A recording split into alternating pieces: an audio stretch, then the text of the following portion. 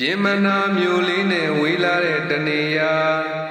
မြေမြို့ခေါ်ကြေးရွာလေးအိမ်မြသာယာကျောင်းလေးလည်းရှိပေတာသာသနာငုံဖူးကျောင်းလေးလည်းရှိပေတာသာသနာငုံဖူးကိုတောင်ပြည့်ဖရာတီခါတော်မီဖူးဖို့ရည်သူ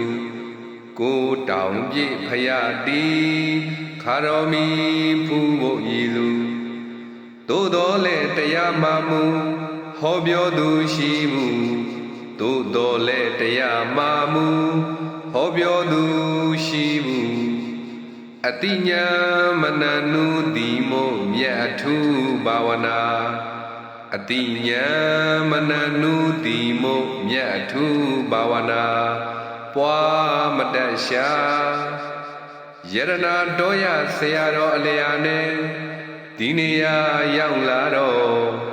ယရနာတော်ရဆရာတော်အလျာနဲ့ဒီနေရာရောက်လာတော့ဣဇဒသာသနာကြိုးစားပြုရှာဣဇဒသာသနာကိုကွယ်ကြိုးစားပြုရှာတတ်ရှင်နဲ့တတ်မဲ့မှာကွယ်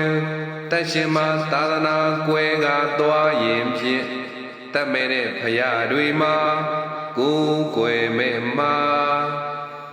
တတ်ရှင်နဲ့တတ်မဲ့မှာကွယ်တတ်ရှင်မှာသာသနာကွယ်ကသွားရင်ဖြင့်တတ်မဲ့တဲ့ဖရာတွေမှာကိုယ်ကွယ်မဲ့မှာဒီအရေးမျောတွေးတဲ့ထေဆရာဟာဒီအရေးမျောတွေးတဲ့ထေဆရာဟာစေတနာရှိထားလို့အာစွမ်းရှိသမျှကိုပြုဖို့စိတ်ဖို့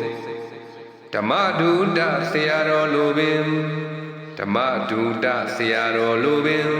ထေရှင်လိုက်တော်မူပါဖရာတရားဟောတရားပြစာရေးစာချလိဌာနကိုဆရာတော်လိုထေရှင်ဆောင်ရွက်တော်မူပါဖရာတရားဟောတရားပြစာရေးစာချလိဌာနကိုဆရာလိုဆောင်ရွက်တော်မူပါဖရာ